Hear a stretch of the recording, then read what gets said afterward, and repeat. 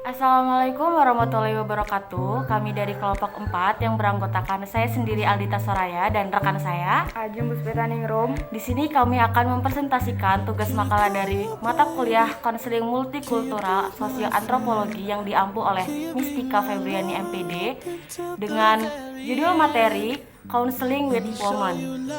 Materi yang pertama akan saya bacakan yaitu sejarah konseling dengan wanita.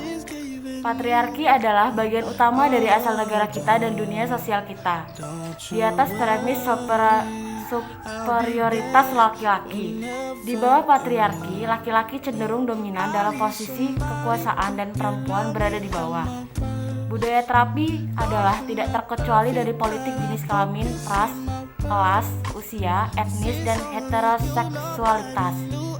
Sejauh mana kesadaran budaya terapi mereproduksi budaya dominan dapat membantu konselor dalam pencarian mereka untuk postur terapeutik. Penindasan seksis itulah realitasnya wanita dalam budaya kita telah direproduksi dalam teori konseling kami dan praktik. Kemajuan luar biasa telah dibuat, namun ketidakadilan gender masih terjadi dibangun ke dalam struktur dan tatanan masyarakat.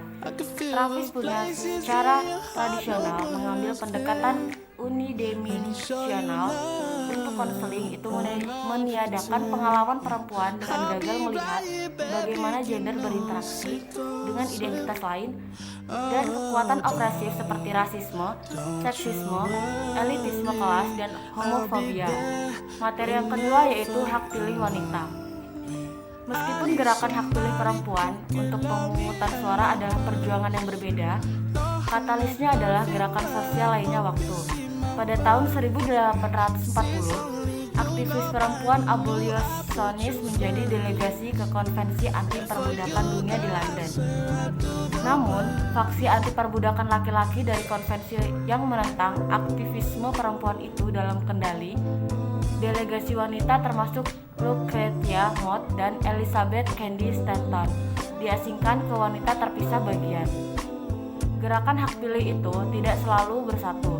Argumen untuk memberi perempuan hak untuk memilih bervariasi dan kadang-kadang dalam konflik metode dan strategi untuk sukses diperdebatkan, dan pemimpin gerakan berasal dari beragam latar belakang dan memiliki pengalaman unik. Konvensi Seneca Falls dianggap sebagai awal mula gerakan hak pilih wanita. Gerakan itu berakhir 72 tahun kemudian pada tanggal 26 Agustus 1920. Setelah ratifikasi oleh yang diperlukan 36 negara bagian, amandemen ke-19 konstitusi diadopsi. Materi yang ketiga yaitu feminisme. Dalam bentuknya yang paling sederhana, feminisme dapat diartikan sebagai visi alternatif untuk dunia yang adil. Namun, feminisme sama sekali tidak sederhana dan ada kontroversi yang cukup besar tentang apa itu feminisme. Feminisme gelombang ketiga tumbuh dengan ekspektasi yang lebih besar terhadap gender kesetaraan dan kebebasan dan penindasan dibandingkan rekan gelombang pertama dan kedua. Untuk tujuan ini, komitmen feminis gelombang ketiga untuk advokasi dan aktivisme mendukung kerangka multikultural feminis, mengusulkan untuk konseling wanita. Meskipun tidak ada kesatuan sistematik yang dianggap feminisme, ada kesepakatan bahwa itu mencakup seksis penindasan dan mempertimbangkan peran gender dan kekuasaan dalam menjelaskan ketidakadilan bangsa. Lalu materi yang selanjutnya, hambatan yang dihadapi wanita. Dalam sistem patriarki, perempuan dirugikan dalam banyak aspek hidup dan pengalaman hidup mereka tidak dihargai atau dihormati. Di dalam bagian kami memeriksa beberapa hambatan yang dihadapi perempuan dalam kehidupan utama adalah nas dan penindasan yang dihasilkan dari hambatan tersebut.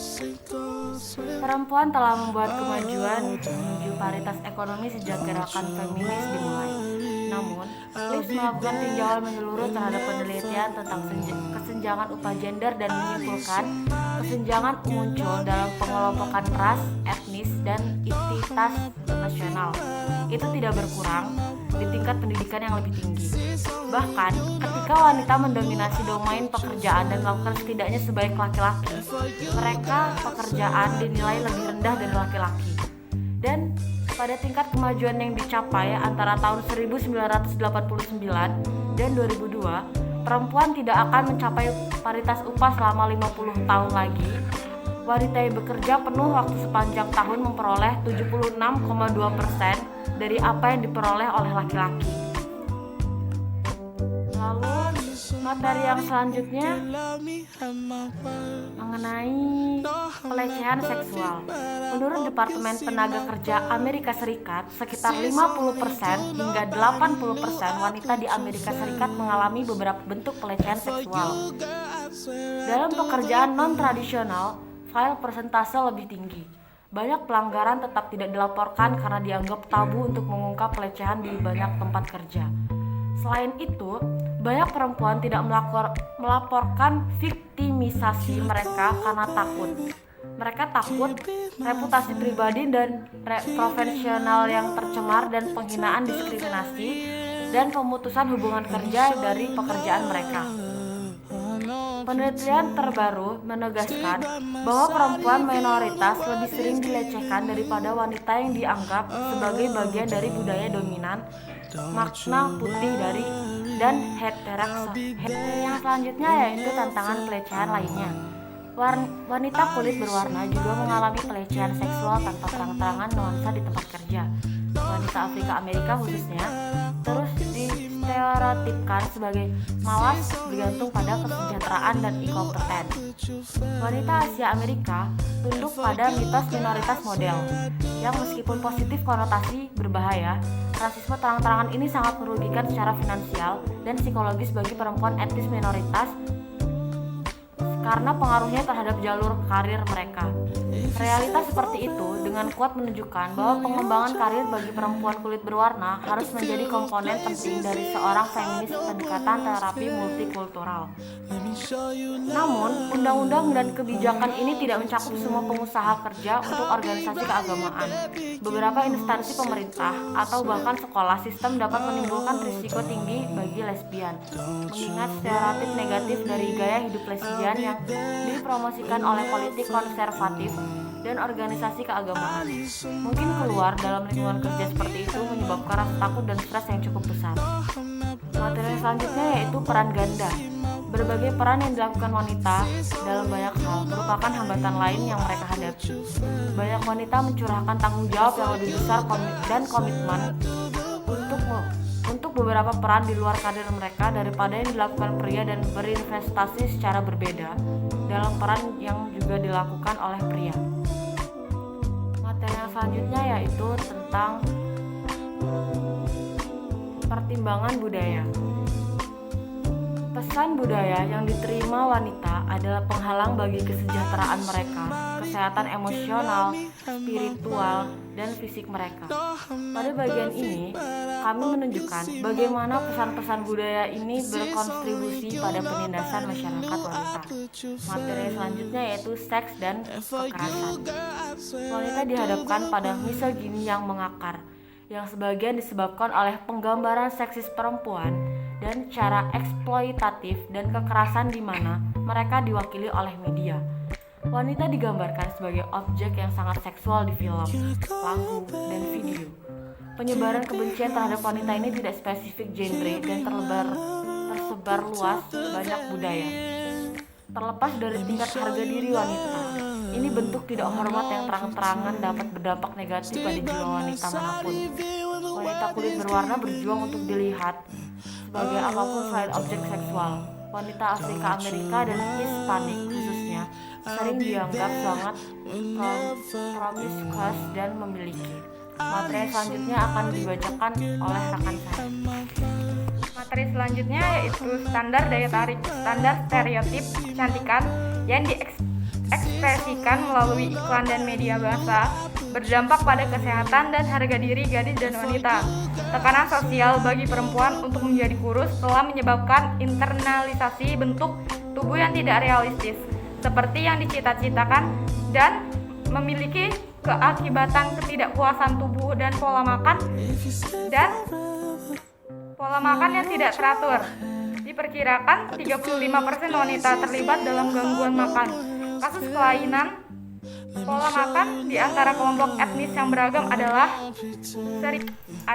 sering tidak dilaporkannya karena studi biasanya tidak memasukkan secara etnis populasi yang beragam. Mungkin akibatnya banyak orang yang tidak mempercayai hal-hal itu.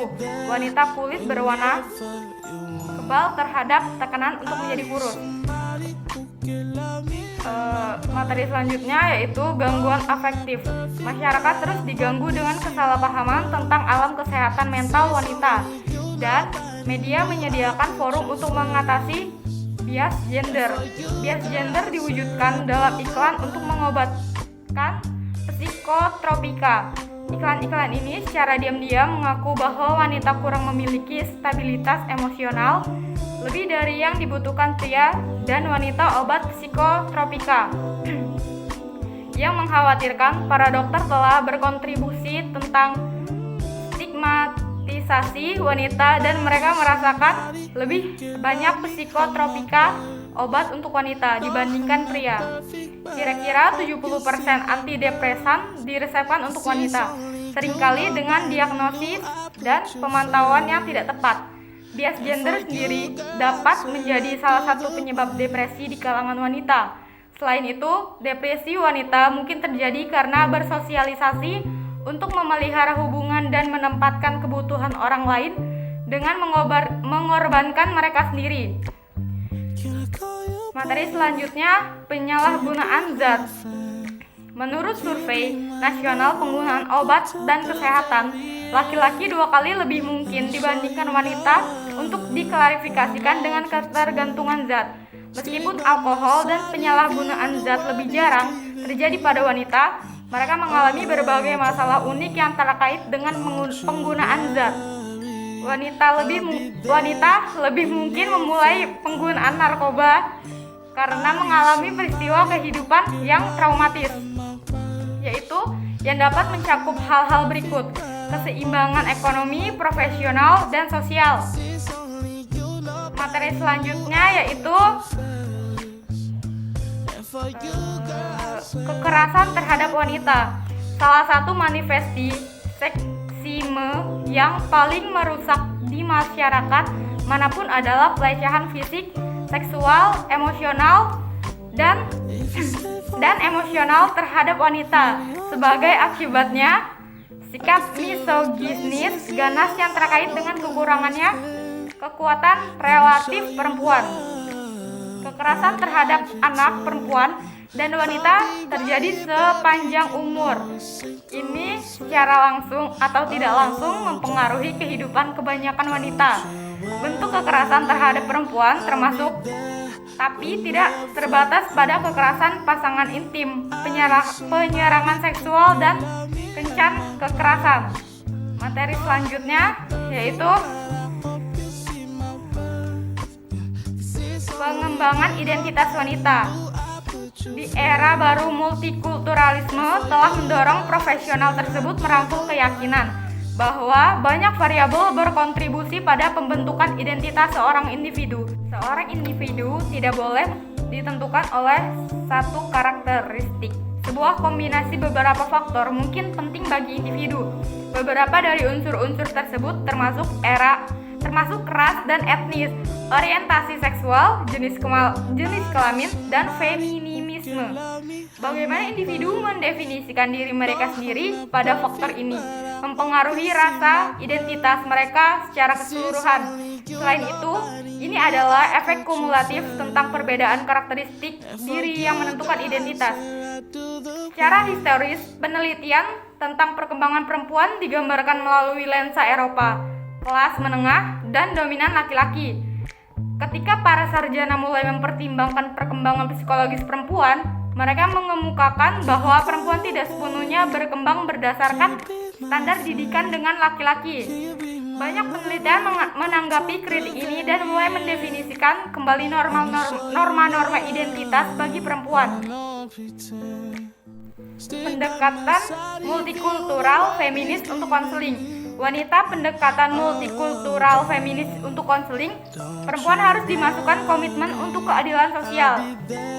Komitmen ini membutuhkan terapis untuk mempertanyakan praktik dominan di lapangan dan penilaian dan diagnosis berhubungan terapeutik, intervensi, pengobatan, dan teknik.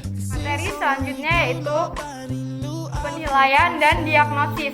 Terapis multikultural feminis yang bekerja untuk keadilan sosial tidak menerima manual diagnosis dan statistik gangguan mental. Sebagai Alkitab Kesehatan Mental, Marrow et al. Mereka mempertanyakan bias budaya dan gender tergantung dalam manual dan dalam diagnostik tradisional lainnya model. Konselor dan terapis multikultural feminis mengakui bahwa gejala yang disajikan oleh klien mungkin merupakan reaksi yang sangat tidak sehat, situasi yang tidak sehat, dan berhati-hatilah untuk tidak mengasumsikan bahwa interpsikis mengajukan model diagnosis yaitu budaya dan peka gender serta mengurangi kemungkinan klien akan salah diagnosis atau didiagnosis secara tidak tepat. Materi selanjutnya yaitu hubungan terapeutik. Hubungan terapeutik didasarkan pada pendekatan kolaboratif. Itu konselor memandang klien sebagai ahli dalam bercerita sendiri dan mengakui bahwa klien adalah mitra aktif dalam proses asesmen dan pengobatan. Konselor multikultural feminis tidak mengklaim netral atau sikap terapeutik yang objektif. Seperti sikap itu berarti meninggalkan sistem patriarkal secara implisit dan tidak tertandingi.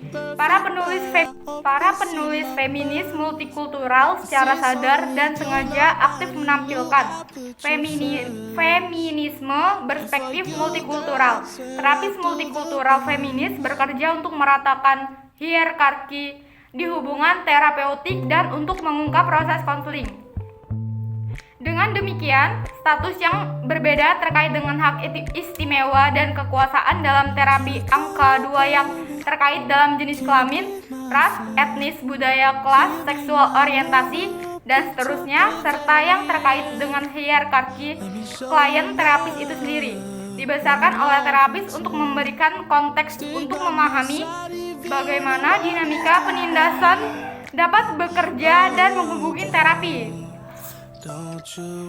Materi selanjutnya yaitu intervensi dan teknik perawatan. Pribadi adalah politik. Sangat relevan dengan multikultural feminis kerangka kerja yang kami usulkan untuk konseling wanita. Pendekatannya adalah tentang mengubah individu, keluarga, dan masyarakat, bukan tentang membantu wanita menyesuaikan diri dengan dunia yang tidak adil.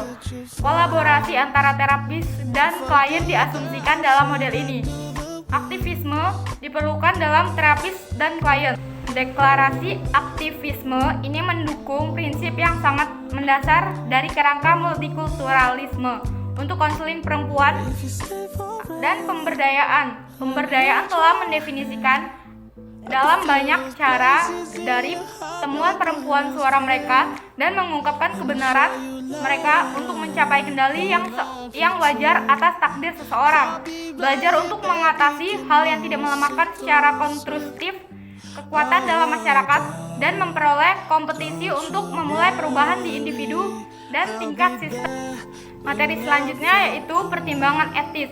Premis utama dari pendekatan yang kami rekomendasikan untuk konseling perempuan adalah bahwa lokasi sosial dan identitas sosial terapis dan klien berkontribusi secara substansional untuk bagaimana perjalanan terapeutik terungkap. Posisi ini harus dibawa ke proses terapeutik.